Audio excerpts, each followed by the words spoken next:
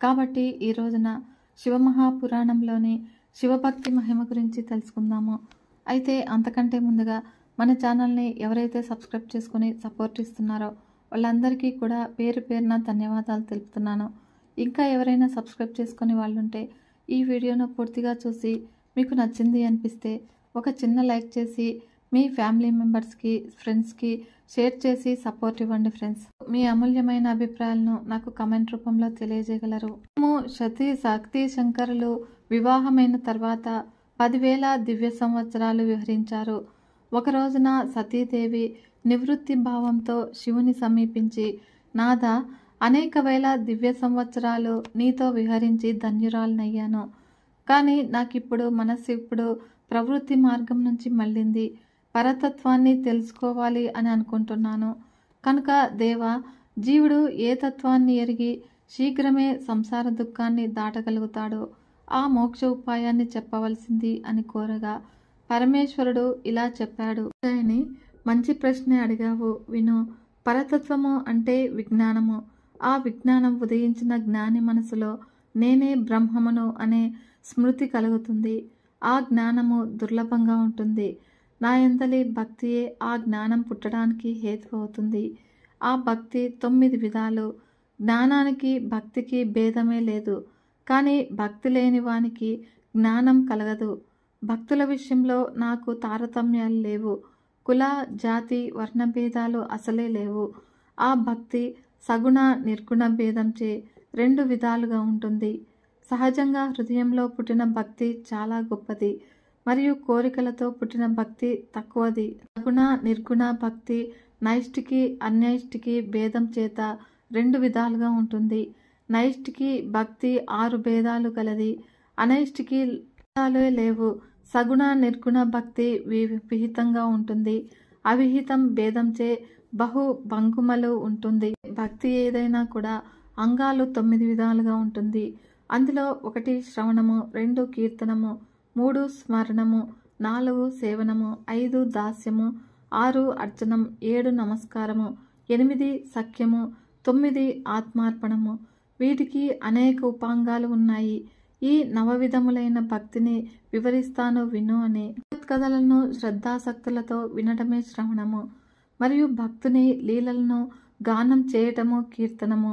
వ్యాపకుడైనటువంటి శంకరుని నిత్యము కూడా సర్వత్రా దర్శించి లోకంలో నిర్భయుడై ఉండుట స్మరణము మరియు సూర్యోదయం మొదలు అంకిత భావంతో సర్వదా సేవకుని వలె అనుకూలంగా ఉండటమే సేవనము. భగవంతుని ప్రియునిగా భావిస్తూ అమృత రూపాన్ని ఆనందాన్ని అనుభవించడమే ధ్యాస్యము మరియు పాద్యం మొదలు షోడశోపచారాలతో పూజించడమే అర్చన. అష్టాంగములచే భూమిని స్పృశించుట వందనము. అష్టాంగములచే భూమిని స్పృశించుట వందనము. అంతా మనమేలు కొరికే అనే దృఢ నిశ్చయం సఖ్యము. దేహం మొదలు సర్వమును కూడా భగవానుని ప్రీతి కొరకు సమర్పించడమే ఆత్మార్పణ. కనుక ఓ దేవి, ఇలాంటి భక్తి శ్రేష్టమైనది. జ్ఞాన వైరాగ్యాలకు తల్లి వంటిది, ముక్తికి దాసి వంటిది. అయినా ఇలాంటి భక్తి ఉత్తమోత్తమైనది. సర్వకర్మల ఫలము భక్తి నుండే పుడుతుంది. భక్తి యందు నాకు నీపై గల ప్రేమతో సమానమైన ప్రేమ ఉంది. కనుక భక్తుడు నాకు ఇష్టమైన వాడు. ముల్లోకాలలో భక్తి కంటే సుఖావహటి లేదు. కలియుగంలో భక్తి చాలా గొప్పది. కలిలో జ్ఞాన వైరాగ్యాలు, ఉత్సాహము ఉడికి జవత్సత్వాలు లేనివై ఉంటాయి. వాటిని స్వీకరించేవారు లేని కారణంగా అవి శిథిలావస్థలో ఉంటాయి. కనుక కలిలో భక్తి ఫలాన్నిస్తుంది. నా భక్తుని నేనెప్పుడూ కూడా సహాయం చేస్తూ ఉంటాను. పూర్వము నా భక్తుని కారణంగానే సూర్యునిపై అతి క్రోధాన్వితుడను అయ్యాను. భక్తుని కారణంగానే పక్షపాతం లేకుండా రావణుని పరిత్యజించాను. చెడు ఆలోచనలు గల కుమతి అయిన వ్యాసుని దండింపచేసి కాశీ బహిష్కరణ శిక్ష విధించాను. శంకరుడు సతికి భక్తికి సంబంధించిన అన్ని విషయాలను కూడా బోధించాడు. అంతేకాకుండా యంత్రసహితంగా తంత్రశాస్త్రాన్ని, పంచాంగాన్ని, ఇతిహాసాలను, భక్తుల గాథలను, వర్ణాశ్రమ ధర్మాలను, రాజపుత్ర స్త్రీ ధర్మాలను, జీవ సుఖావహనమైనటువంటి వైద్య, జ్యోతిష, సాముద్రిక శాస్త్రాలను, చివరగా నాశరహితమైన తత్వాన్ని దయతో స్పష్టంగా ఉపదేశించారు. భక్తి యొక్క మహిమ గురించి ఒక రోజున సతీ శివులు లీలగా త్రిలోక సంచారం చేస్తూ భూలోకంలో దండకారణ్య శోభను పరికిస్తూ ఉండగా సీతావియోగంతో బాధపడుతూ ఉన్నటువంటి శ్రీరామచంద్ర ప్రభువును వారికి దర్శనమిచ్చాడు. అప్పుడు వెంటనే శంకరుడు ఆయనకు నమస్కరించి తన దర్శనాన్ని జయ అని పలికి ఆశీర్వదించాడు.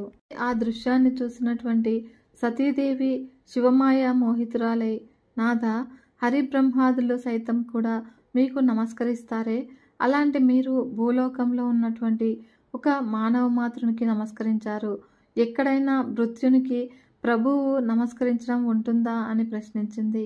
అప్పుడు పరమేశ్వరుడు ఇలా సమాధానం చెప్పాడు. ఓ దేవి, ఈ శ్రీరామచంద్రుడు సాక్షాత్తు విష్ణువే, లక్ష్మణుడు ఆదిశేషువు, సాధురక్షణ కొరకు ఆవిర్భవించిన అవతారాలవి. నీకేమైనా శంక ఉంటే పరీక్షించుకోవచ్చును అని అనగానే సతీ పతి మాట మీద తనకెంత విశ్వాసం ఉన్నా కూడా సహజంగా స్త్రీలు అనుమాన పీడితులు కనుక ఆ సమయంలో శివమాయ మోహితురాలై ఉంది కనుకను రామచంద్రుని పరీక్షించటానికి పూనుకొని సీతారూపంలో రామునికి దర్శనమిచ్చింది. అయితే మనసులో సత్యాన్నెరిగినటువంటి విష్ణువైన రాముడు శివనామాన్ని జపిస్తూ సతికి నమస్కరించి కుశలం అడిగాడు. అందుకు దానికి ఆశ్చర్యచకితురాలైనటువంటి సతి జరిగిన దానిని చెప్పి, హే విష్ణు, మహాదేవుడు సైతము నమస్కరింపదగిన పరమపదాన్ని ఎలా పొందగలిగావు అని ప్రశ్నించింది. శ్రీరాముడు సాక్షాత్తు విష్ణువే కనుక తన పూర్వగాథను సతికి ఇలా చెప్పసాగాడు. తల్లి, నా శివభక్తికి మెచ్చి శంభుడు ఈ పరమపదాన్ని నాకు అనుగ్రహించాడు. ఆ పూర్వగాథను చెబుతున్నాను, ఆలకించు అని. పూర్వము శంకరుడు విశ్వకర్మను పిలిచి తన లోకంలో గల గోశాలయందు సుందరమైన భవనాన్ని నిర్మింపచేశాడు. ఛత్ర చామరాదులను సింహాసనాన్ని ఏర్పాటు చేసి బ్రహ్మేంద్రాది సకల దేవతలను, తక్కిన దేవజాతులను, అప్సరసలను, గాయకులను రప్పించి అనేక దివ్య వస్తువులను సమకూర్చి స్వయంగా బ్రహ్మాండ మండపంలో నన్ను సింహాసనారూఢుడిని చేసి సార్వభౌమ చిహ్నంగా శిరసున రత్నకిరీటాన్నుంచి అనేక వరాలిచ్చి సృష్టి పాలన కర్తవ్యాన్ని నాకు అనుగ్రహించాడు. అంతేకాదు సనాతనమైన వేదాలు కూడా నా మహిమను కీర్తించినట్లే నీ గాథలను కూడా వర్ణిస్తాయి అని వరాన్నిచ్చాడు. తన స్వీయ ఐశ్వర్యాన్నంతటినీ కూడా నాకు ధారపోశాడు. హరిద్వేషులను తను దండిస్తానని శపథం చేశాడు. ఈ గోలోకము సర్వ సమృద్ధమై భక్తులకు పరమపదమై మహోజ్వలమై ప్రకాశించగలదని వరమిచ్చాడు. అలా స్వయంగా తను దోసిలోకి నమస్కరించి అందరిచే నమస్కరింపచేశాడు. ఆ విష్ణువునే నేను శివాజ్ఞచే 4 రూపాల్లో అవతరించాను. వారిలో నేను రాముణ్ణి, మిగిలిన వారు భరత, లక్ష్మణ, శత్రుఘ్నులు. ఈ విధంగా తన పూర్వగాథను వర్తమానాన్ని వివరించి ఆది దంపతులైన మీ దర్శన భాగ్యం చేత సీత నాకు లబ్ధవముగాక అని పలికి వన సంచారానికి వెళ్ళిపోయాడు శ్రీరామచంద్రుడు.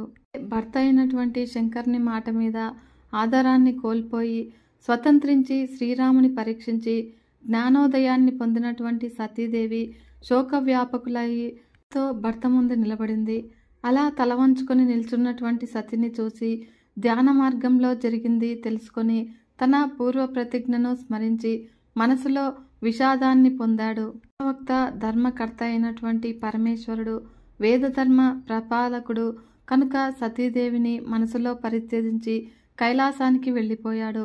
అప్పుడు మార్గమధ్యంలో ఆకాశవాణి శివుని ధర్మనిష్టకు మెచ్చి, శంకర, నీవు ధన్యుడవు, నీతో సమంగా ప్రతిజ్ఞా పాలనను నెరవేర్చుకోగల మహాయోగి మరొకడు లేడు అని కీర్తించింది. అలా ఆ పలుకులను విన్నటువంటి సతీదేవి కాంతిని కోల్పోయి, నాథ, మీ ప్రతిజ్ఞ ఏమిటో నేను వినదగునా అని కోరినా కూడా శివుడు బదులు చెప్పలేదు. అప్పుడు సతీ ధ్యానంలో శంకరునే ధ్యానించి సర్వాన్ని కూడా తెలుసుకుని నిట్టూర్పులు విడుస్తూ దుఃఖితురాలైంది.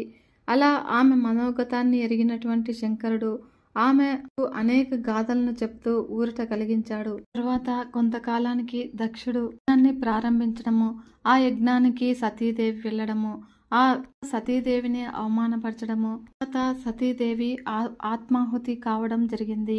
బీభత్సకరమైనటువంటి రసప్రధానమైనటువంటి ఈ ఘట్టంలో ఆకాశవాణి అందరూ కూడా ఆశ్చర్యం చెందేటట్లుగా ఇలా పలికింది. ఓ దక్ష, యథార్థాన్ని తెలుసుకుని నువ్వు ఈ యజ్ఞ ప్రక్రియను అనుష్ఠించలేదు. కేవలము కాలకు పోయి నువ్వు చేశావు. శైవశిఖామణి అయినటువంటి దధీచి మహర్షి మాటలను పెడచెవిన పెట్టావు. ఆయన మాటలను పాటించి ఉంటే సర్వులకు కూడా ఆనందము శుభము కలిగి ఉండేది. సర్వమంగళకరమైనటువంటి సతీదేవిని అవమానించావు. బ్రహ్మపుత్రుడననే గర్వించే మోహితుడవయ్యావు కనుక పరమేశ్వరుని అర్ధాంగి అయినటువంటి ఆమె పరమతత్వమగు బ్రహ్మస్వరూపిణి. శంభుడు పరాత్పరుడు. అలాంటి జగత్కారుడైనటువంటి శివునికి యజ్ఞభాగాన్ని ఇయ్యక తప్పు చేశావు. ఇప్పుడు ఎవరి పాదధూళిని నిత్యము కూడా సహస్ర ఫణాలతో ప్రీతితో ధరిస్తాడో అలాంటి పరమేశ్వరుని శక్తియే సతి. కనుక ఓ దేవతలారా, రుద్రుడు లేని ఈ యజ్ఞము ధ్వంసం కాబోతూ ఉన్నది. మీరంతా కూడా వెంటనే స్వస్థానాలకు మరలిపోండి అని ఇలా పలికి ఆకాశవాణి అదృశ్యురాలైంది. ఆకాశవాణి పలుకులకు అందరూ కూడా విషయం తెలుసుకుని విమూఢులై లేచి నిలబడ్డారు. ఇక అక్కడ తరుమబడ్డ శివగణము రుద్రుని ఆశ్రయించి జరిగిన విషయాన్ని అంతా కూడా యథాతథంగా విన్నవించారు. అప్పుడు దక్షుడు చేసిన నిందను, సతీదేవి పొందిన అవమానాన్ని, ఆమె దేహత్యాగాన్ని గూర్చి శివగణము నోట విన్నటువంటి రుద్రుడు బగ్గున మండిపడి భూమి కంపింప పాదతాండవం చేసి ఒక జడను ఊడపెరికి పర్వతంపై క్రోధావేశంతో విసిరికొట్టాడు.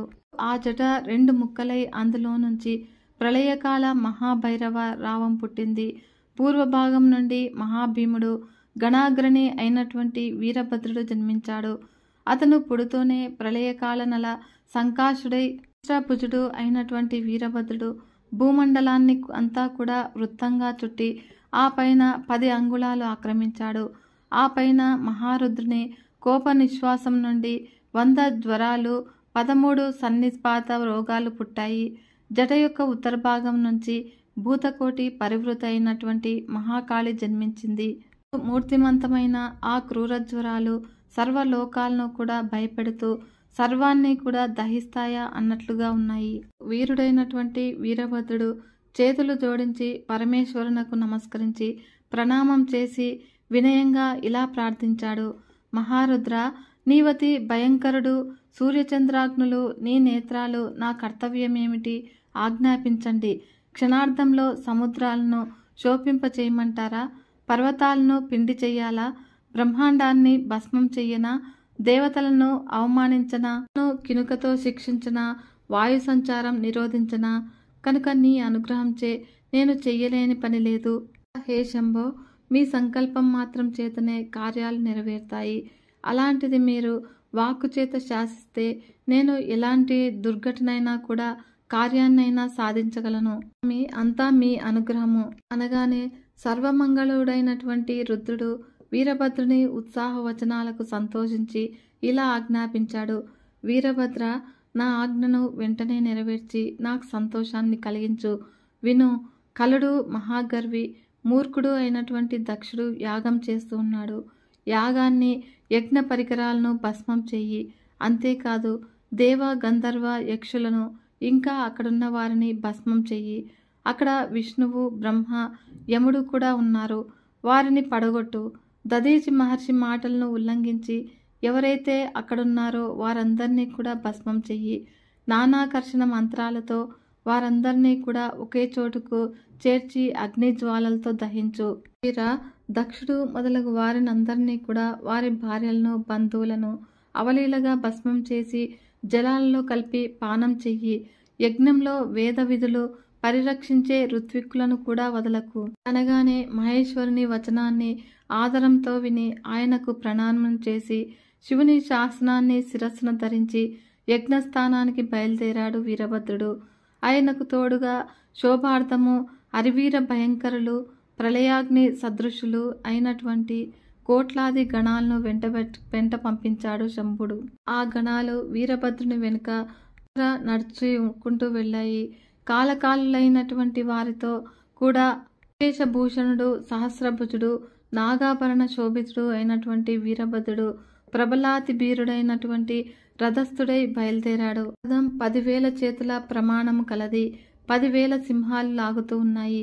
ఇంకా అనేక సింహ, శార్దూల, మకర, మహామీన, గజాదులు పార్శ్వ రక్షక దళాలుగా నడుస్తూ ఉన్నాయి. కాళీ, కాత్యాయని, ఈశాని, చాముండ, ముండ, మర్దిని, భద్రకాళి, భద్ర, వైష్ణవి ఈ నవదుర్గలతో కూడి మహాకాళి భూతగణ సేవితయ్యై దక్ష సంహారానికై బయలుదేరింది. వారితో పాటుగా శాకిని, డాకిని, ప్రమదగణాలు, యక్షులు, కూష్మాండులు, పర్పటులు, చటకులు అది బ్రహ్మరాక్షసులు కూడా తరలి వెళ్లారు. వీరులైనటువంటి భైరవులు, క్షేత్రపాలకులు శివాజ్ఞచే నడిచారు. యోగిని సమూహం 64 గణాలతో కదిలింది. ఆ గణాధ్యక్షులు ఎవరనగా శంకుకర్ణుడు, కేకరాక్షసుడు, వికృతుడు, విశాఖుడు, పారియాత్రికుడు, సర్వాంకకుడు, కేశుడు, సమదుడు, దుద్రడుపుడు, కాళేశుడు, సర్వాంకుడు, కోటికుండు వీరందరూ కూడా వివిధ సంఖ్యాగణాలతో బయలుదేరారు. వీరే కాకుండా సంనాథుడు, పిప్పలుడు, తాపనుడు, మహావేశుడు, కుండి, పర్వతకుడు, కాలుడు, కాలకుడు, మహాకాలుడు అందరూ కూడా కంటి చూపుతో మంటలు రేపే భయంకరాకారులు కోట్ల సంఖ్య గణాలతో దక్షయజ్ఞ ధ్వంసానికై వెంట నడిచారు. వీరందరూ అసంఖ్యాక గణాలతో అట్టహాసంగా వీరభద్రుని అనుసరించారు.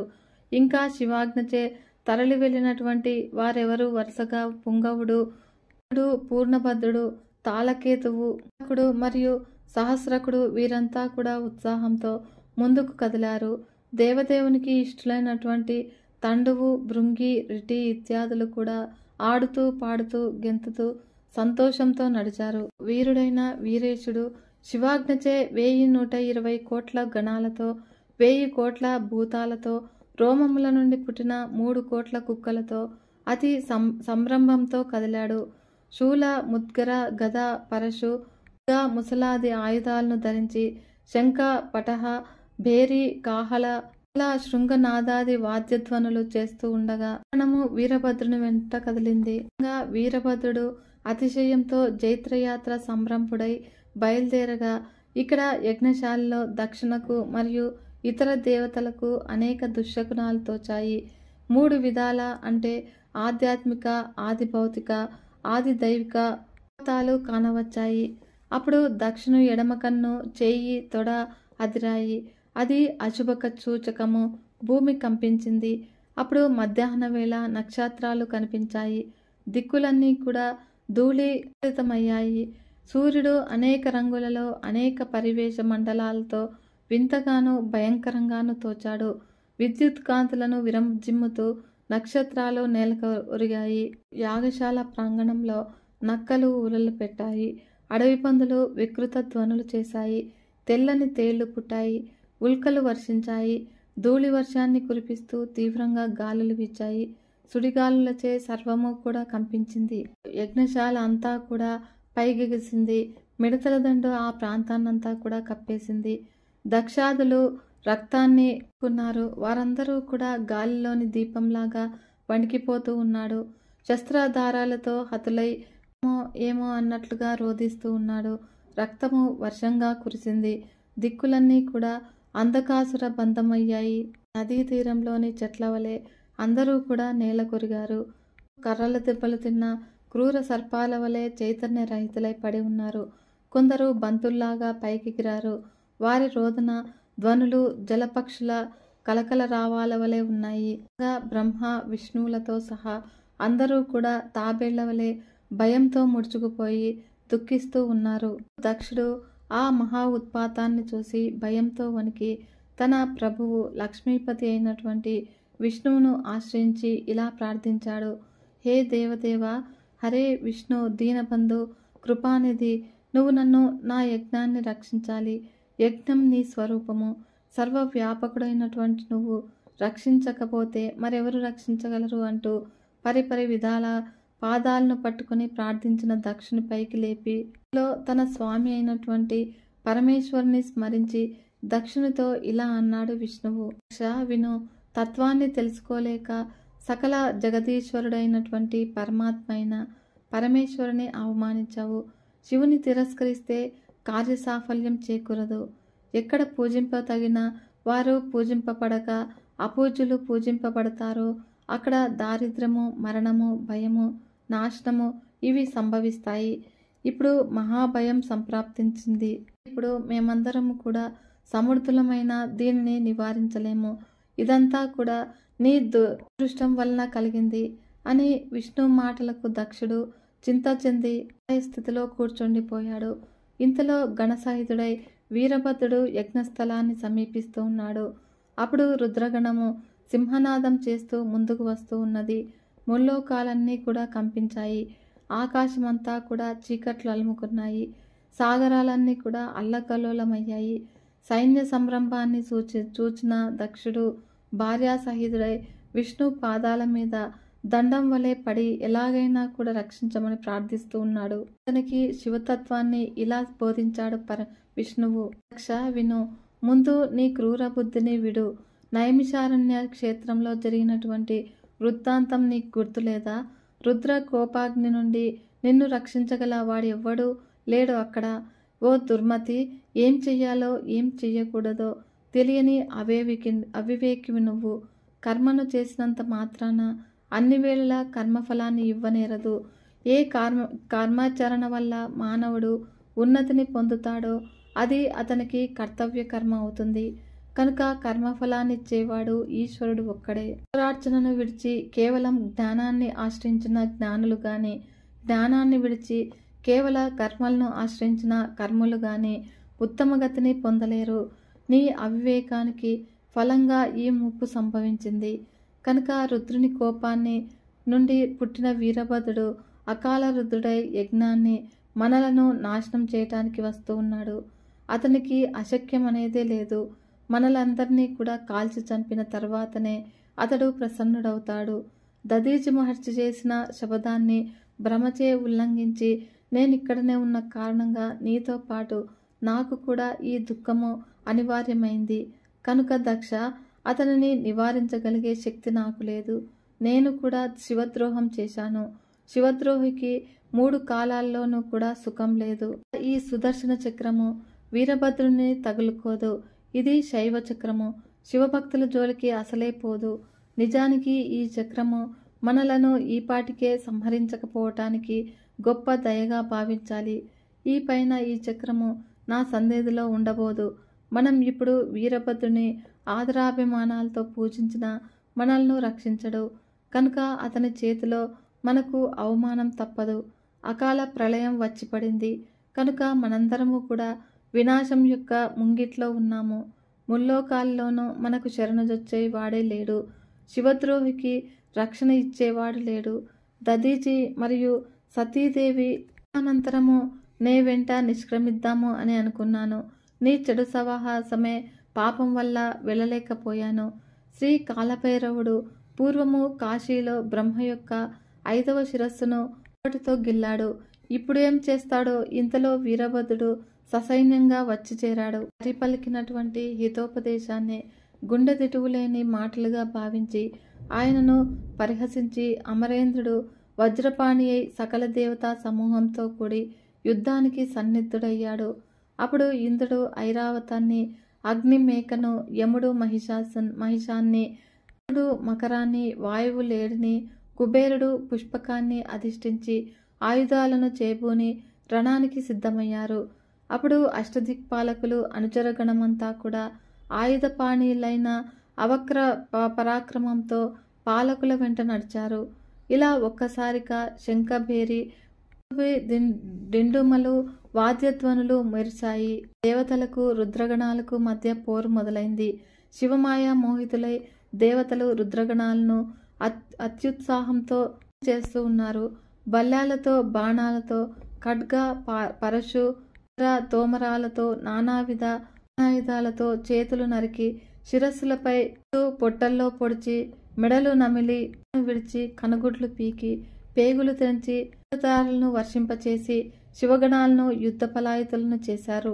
దేవతల ఈ ప్రథమ విజయానికి కారణము భృగు మహర్షి యొక్క మంత్రబలము. ఆయన దీక్షితుడైనటువంటి దక్షుని సంతుష్టుని చేయటానికి మంత్రోచ్చాటన చేశాడు. గణాలు వెనుదిరిగి రావటాన్ని చూసినటువంటి వీరభద్రుడు తోక తొక్కిన చుక్క వంటి తన చేతిని ఊపుతూ ఉత్సాహ వచనాలను పలుకుతూ మహాత్రిశూలాన్ని ధరించి పశువుల కాపరి మందను మళ్లించినట్లుగా గణాలను తిరగొట్టేశాడు. గణాలు దేవతలను కత్తులతో నరికి, ఇనుప కళ్ళతో పొడిచి, గండ్రగొడ్డళ్లతో వేటాడి, రంపాలతో కోసి, తో పేగుల్లాగి మహాబీభత్సంగా సంహరించడం మొదలుపెట్టారు. ఆ యుద్ధం చేస్తున్నప్పుడు దేవతలంతా కూడా భయపడి అక్కడి నుంచి పారిపోయారు. వారిలో వారు సంప్రదించుకుని బుద్ధిమంతుడైన బృహస్పతిని చేరి యుద్ధంలో సిద్ధిని పొందే ఉపాయాన్ని చెప్పి ముప్పు తొలగించమని బతిమలాడారు. అంతటా దేవగురువు కరుణాన్వితుడై చిత్తంతో శివుని స్మరించి ఇంద్రునితో ఇలా అన్నాడు: పూర్వము విష్ణువు చెప్పినదంతా ఇప్పుడు ప్రత్యక్షంగా జరుగుతోంది. ఓ అమరేంద్ర, నేను చెప్పేది విను. కర్మలన్నింటికీ కూడా ఫలాన్నిచ్చేది ఈశ్వరుడొక్కడే ఉన్నాడు. ఆయన కూడా కర్మఫలాన్ని కర్త యొక్క కర్మను అనుసరించే ఇస్తాడు గాని కర్మ లేని సందర్భంలో ఫలాన్ని ఇయ్యడు. కనుక ఈ కర్మ యొక్క పోకడను గొప్పది. స్వర్వ పంత్రాలు, ఔషధులు, అభిచార కర్మలు, శ్రౌత స్మార్త కర్మలు, పూర్వోత్తర మీమాంసాది తదితర శాస్త్రాలు, వేదాలు, మంత్ర తంత్ర జప ధ్యానాదులు ఇవేవి కూడా ఆ ఈశ్వరునికి సాక్షాత్కరింప చేయలేవని పూర్వర్షులు చెప్పారు. వేదాలను 10,000 సార్లు పారాయణ చేసినా కూడా జీవునికి ఈశ్వర దర్శనం లభించదు. నీవే తప్ప మరొక గతి లేదు అని శరణాగతులైన భక్తులకు ఆయన దర్శనమిస్తాడు. ఇది వేదవచనము. సదాశివుని అనుగ్రహం చేత మాత్రమే శాంతము, శ్రేష్టము, నిర్వికారము అయిన దృష్టి లభిస్తుంది. ఆ దృష్టి చేతనే ఆయన తెలపబడతాడు. ఇంద్ర, నువ్వు మాయామోహితుడవై అజ్ఞానంతో లోకపారులతో కలిసి జ్ఞానానికి వచ్చావు. ఇక్కడ ఏమి విక్రమాన్ని చూపుతావు? ఈ రుద్రగణాలు అధర్వ విధ్వంసానికై వచ్చారు. ఆ పని చేసి వెళతారు. దీన్ని తప్పించే ఉపాయమే లేదు. ఇది ముమ్మాటికి సత్యము.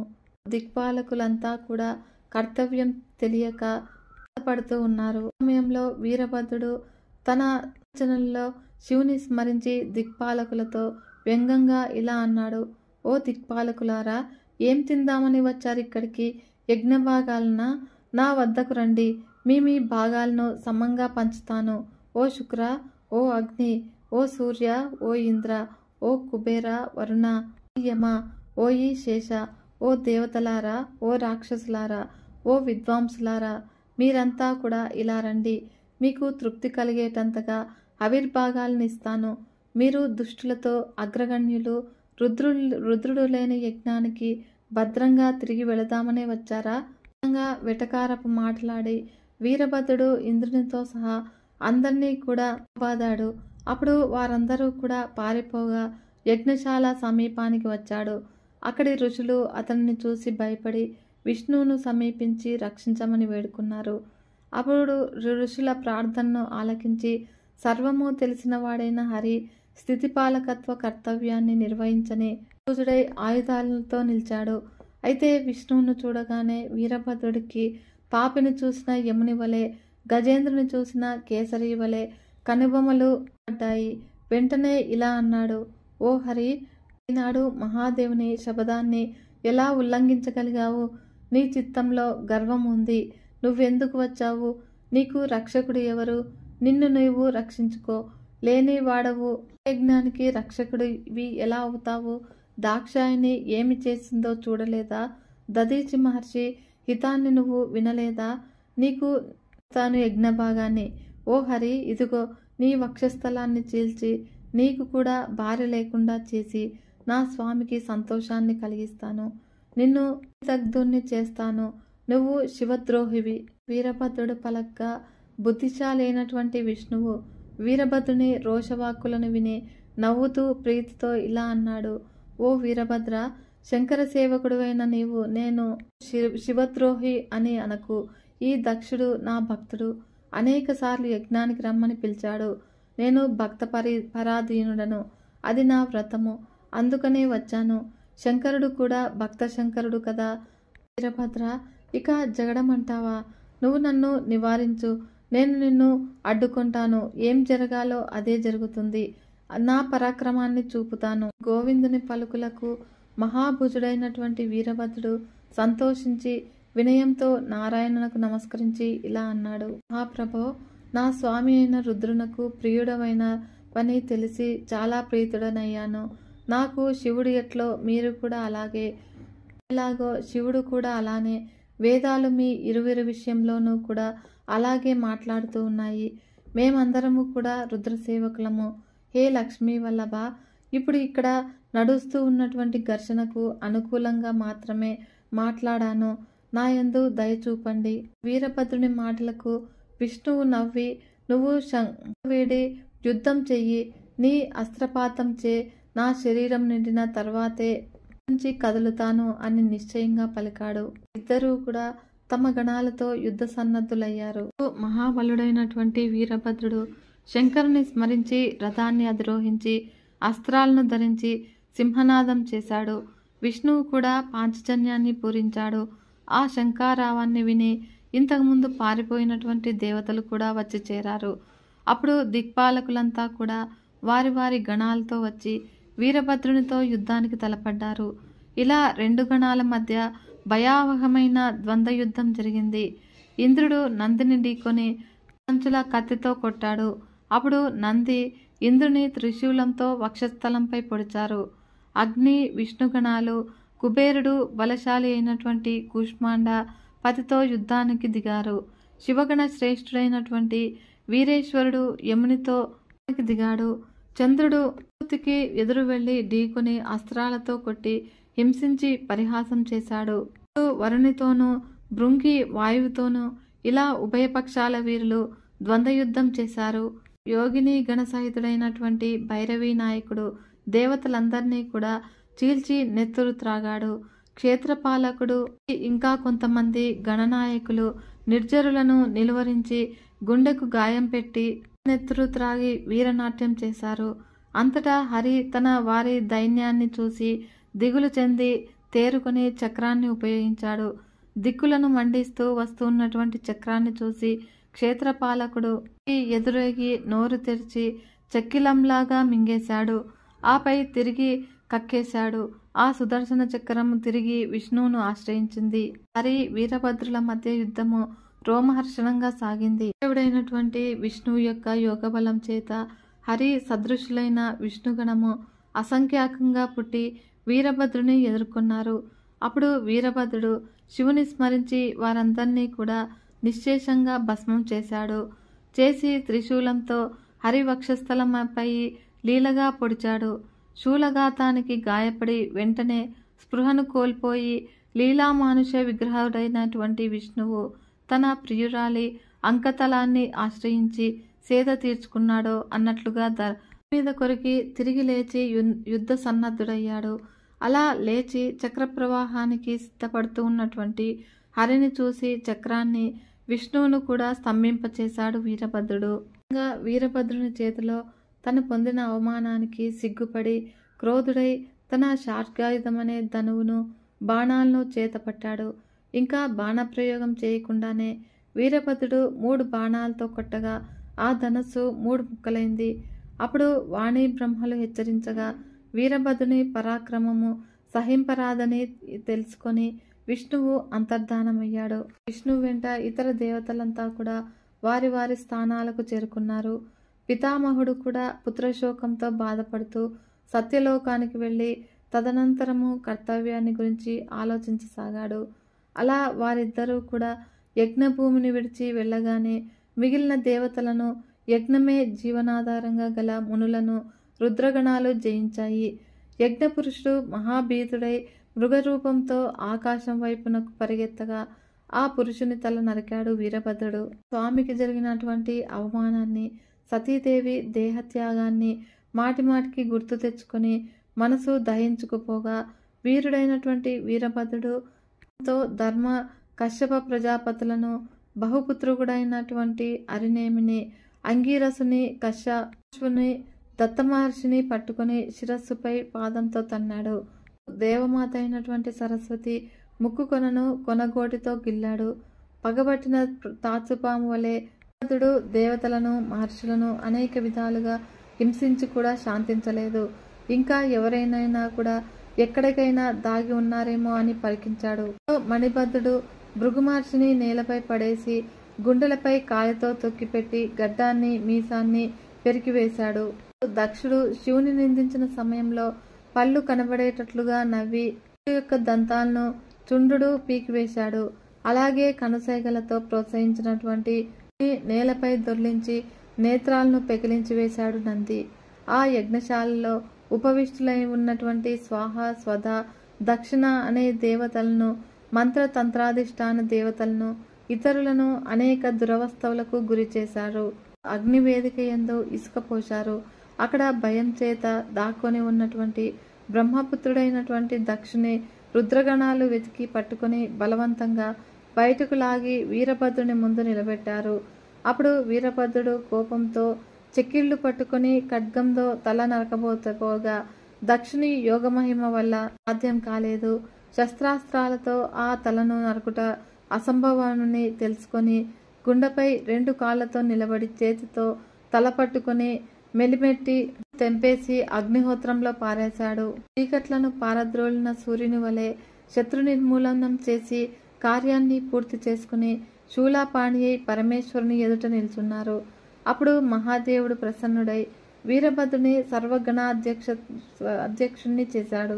కదా ఫ్రెండ్స్, శివభక్తి మహిమ గురించి మరియు వీరభద్రుని ఆవిర్భావం గురించి తెలుసుకున్నారు కదా.